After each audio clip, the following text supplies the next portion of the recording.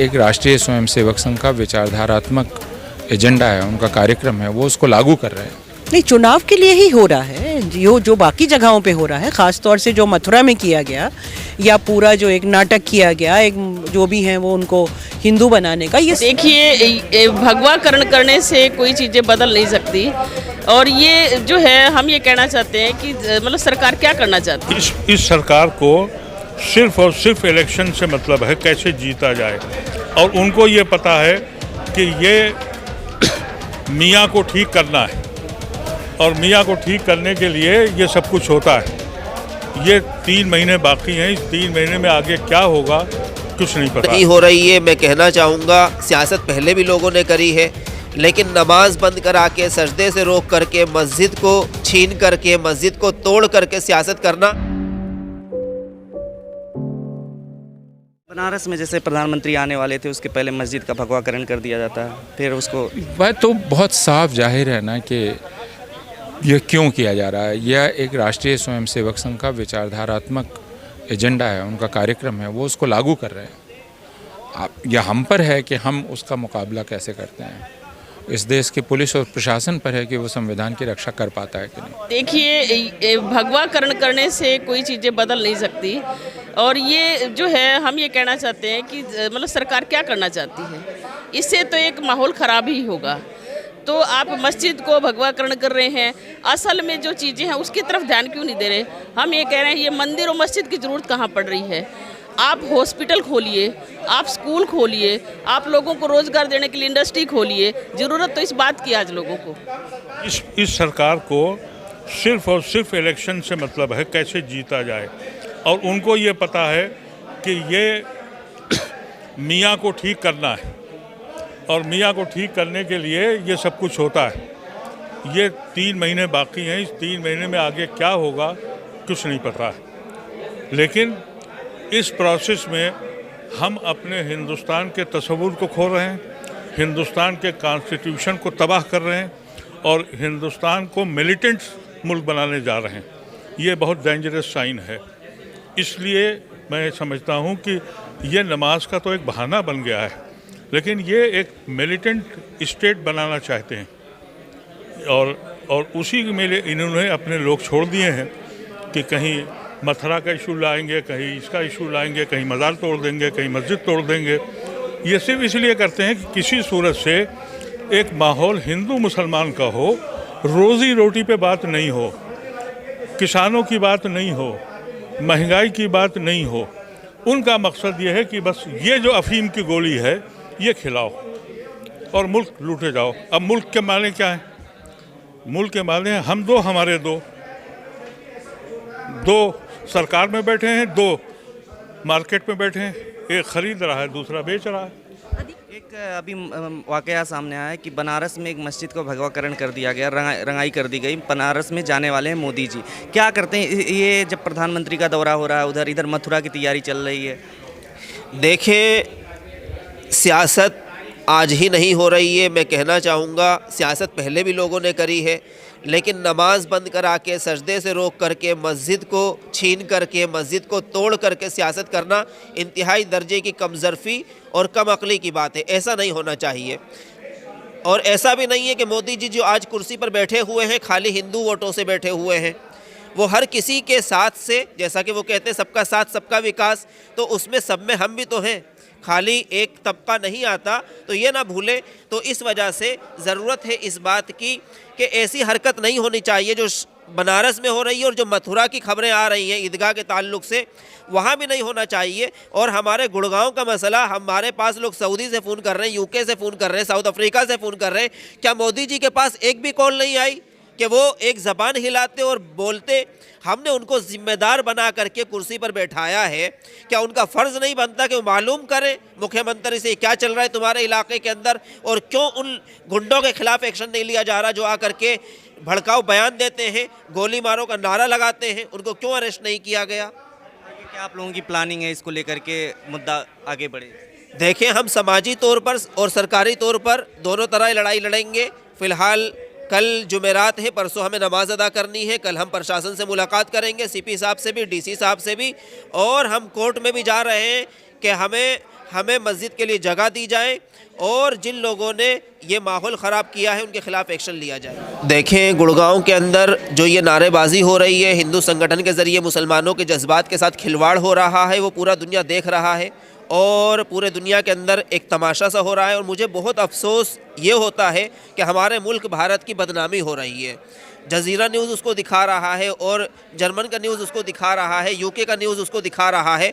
और जिस तरह से बदनामी हमारे मुल्क की हो रही है, ख़ुद हमें शर्म आती है कि चंद लोगों की वजह से जो 10-15 हैं, उनकी वजह से हमारा पूरा भारत बदनाम हो, ये अच्छी बात नहीं है। तो ज़रूरत है इस बात की कि प्रशासन और सरकार उन लोगों पर सख्त कार्रवाई करे। और हमने जो FIR के लिए कंप्लेन दी है वो इस वजह से नहीं दी कि हमारी उनसे कोई रंजिश है, बल्कि इस वजह से दी है कि उनकी वजह से हमारे मुल्क का नाम ख़राब हुआ है और उन्होंने मुसलमानों के जज्बात के साथ खिलवाड़ किया है। इसमें क्या सरकार की मिली भगत आपको दिखती है कि समर्थन मिल रहा है, मतलब सरकार को? देखें, सरकार का तो मैं क्या कहूँ, लेकिन हमारे CM साहब का बहुत खुला बयान आया था जिनको मैं बहुत दिल से लगाता हूँ और बहुत उनका बड़प्पन है कि उन हालात में उन्होंने ये कहा था कि प्रशासन इनको सिक्योरिटी दे और जो जगह इनको दी गई है वहाँ पर इनकी नमाज कराई जाए। तो ये CM साहब का एक बहुत अच्छा बयान था। लेकिन देखने में ये भी आता है कि जो लोग आकर के दंगा करते हैं, माहौल ख़राब करते हैं, उनके खिलाफ एक्शन नहीं लिया जा रहा है, तो उनको कहीं ना कहीं से सपोर्ट भी मिल रहा है। नमस्कार, आप देख रहे हैं फोरम 4। मैं अभी कॉन्स्टिट्यूशन क्लब में हूँ और यहाँ पर गुरुग्राम में नमाज जो खुले में अदा हो रही थी उसको लेकर के जो रोका गया, जो जिस तरीके से प्रशासन ने रोका और उसके बाद नारेबाजी हुई हिंदू संगठनों की ओर से, क्या कहते हैं इस पूरे मुद्दे पर, आपका क्या कहना है? देखिए, ये मसला पिछले 1-2 साल से चल रहा है क्योंकि गुड़गांव में जितने मुसलमान रहते हैं, जितनी ज़रूरत है जितनी मस्जिदों की, उतनी मस्जिदें नहीं हैं। तो बाकायदा प्रशासन ने ही कुछ जगहें चिन्हित की थी और जगहें बताई गई थी कि ये डेडिकेटेड स्पेसेस हैं, यहाँ पे आप फ्राइडे को नमाज़ पढ़ सकते हैं, जुमे को नमाज़ पढ़ सकते हैं। लेकिन लगातार माहौल को ख़राब करने के लिए संघ परिवार के कुछ गुट हैं जो आके हमला करते हैं। और ये कोई इतना बड़ा मसला नहीं है। जिस दिन प्रशासन चाहे, कुछ ही लोग हैं, चंद ही लोग हैं, उनके नाम भी दिए हैं इन ऑर्गेनाइजर्स ने, उनके ऊपर केस करें, उन्हें अरेस्ट कर लें, तो वहीं का वहीं रुक जाएगा। जब गुंडागर्दी करने वाले को ये मालूम हो कि मेरे कंधे के ऊपर हाथ रखा है प्रशासन का या पॉलिटिकल पार्टीज़ का, तो जाहिर है कि वो तो गुंडागर्दी करता रहेगा। हर एक, आप किसी भी मज़हब के हों, आप हिंदू, मुस्लिम, सिख, ईसाई कोई भी हों, आपको इस देश में अधिकार है, संवैधानिक अधिकार है कि आप अपना जिस तरह से भी आप प्रेयर करते हैं, नमाज़ पढ़ते हैं, पूजा करते हैं, आपको वो करने का अधिकार है और सरकार उसके लिए ज़मीनें देती है। अगर मस्जिदें कम हैं तो बाकी मस्जिदें बनाने के लिए भी जगह देती है। अगर जगहें नहीं हैं तो ये तो प्रशासन ने ही जगह दी है ना। अगर मुसलमान सड़क रोक के नमाज़ पढ़ रहा होता, आप जाके उसे रोकते, तब समझ में आता। ये प्रशासन के द्वारा दी गई हुई जगहें हैं। तो इसका मकसद सिर्फ ये है कि माहौल ख़राब रहे, आप एक पूरा मैसेजिंग करते रहें कि मुसलमान देखिए कितना ख़राब है, और वो करके आप अपने वोट की रोटी सेकते रहे, सिर्फ ये। लेकिन गुरुग्राम तक ही मसला नहीं है, उधर मथुरा में उत्तर प्रदेश चुनाव आ रहा है तो मथुरा का चल रहा मुद्दा। उसके बाद अभी सुनने में आया कि भगवाकरण कर दिया मस्जिद का बनारस में। उसके बाद अभी हालांकि सफ़ेद किया जा रहा है। क्या लगता है, ये प्रधानमंत्री वहाँ जा रहे हैं, उसके पहले इस तरीके की चीज़ें हो रही हैं और चुनाव भी करीब है? नहीं, चुनाव के लिए ही हो रहा है जो बाकी जगहों पे हो रहा है, ख़ास तौर से जो मथुरा में किया गया या पूरा जो एक नाटक किया गया, एक जो भी हैं वो उनको हिंदू बनाने का, ये सब कुछ इलेक्शन की वजह से हो रहा है। और प्रधानमंत्री तो प्रधानमंत्री हैं, लेकिन हैं तो आरएसएस के ही ना, आरएसएस के ही प्रचारक हैं। अमित शाह भी आरएसएस के ही है ना। तो पूरा जो संघ परिवार का जो पूरा एक इरादा है इस देश को हिंदू राष्ट्र बनाने का, भगवाकरण करने का, वो उसमें लगे हुए हैं। वो हिंदू मुस्लिम करते रहना चाहते हैं ताकि लोगों के दिलों में नफ़रतें हों और वोटिंग के टाइम हिंदू वोट ज़्यादा कंसोलिडेट हो जाए। यूपी में उनके हाल ख़राब है क्योंकि उन्होंने पिछले 5 साल में चाहे तो देश पे या यूपी में कहीं भी जो कहा था वो किया नहीं है। नौकरियां नहीं है नौजवानों के पास, भुखमरी है, बढ़ती जा रही है, कुपोषण बढ़ता जा रहा है। हमारे हंगर इंडेक्स में हम कितना गिर गए हैं। दुनिया हमें ये कह रही है कि तुम पार्शियल डेमोक्रेसी हो गए। तो हर तरफ से आपने जो कहा था उसको आप डिलीवर नहीं कर पाए, तो लोगों का ध्यान भटकाने के लिए हिंदू मुस्लिम ही करना है, और क्या करेंगे। लेकिन क्या लगता है इससे चुनाव जीत जाएगी? अब आपको क्या लगता है? आप मतलब फिर भी एक्टिविस्ट हैं आप, तमाम आंदोलनों में वो चुनाव का तो एक अलग ही प्रक्रिया होती है, मैं उसमें शामिल हूँ नहीं। और हालांकि ऐसा बहुत बार हुआ है कि पूरी जनता इनके खिलाफ रही है, लेकिन लास्ट मोमेंट पे ये कुछ ना कुछ ऐसा करवा के, मतलब आतंकवादी भी इन्हीं की सपोर्ट में ऐसा लगता है कि खड़े होते हैं, क्योंकि जब ये परेशानी में होते हैं तभी आतंकी हमला भी होता है। तो लास्ट मिनट पे ऐसा कुछ होता है, चाहे वो आतंकी हमला हो, चाहे वो कोई हिंदू मुस्लिम हो, चाहे कहीं गाय कट के गिर जाए, कि वो पूरा माहौल ख़राब करते हैं। और कुछ कमी रह जाती है तो ईवीएम मशीनें तो हैं जिनको साथ भी रिगिंग हो सकती है। उसके बावजूद बंगाल में सब कुछ करने के बावजूद, पूरा पैसा डालने के बावजूद नहीं जीत पाए।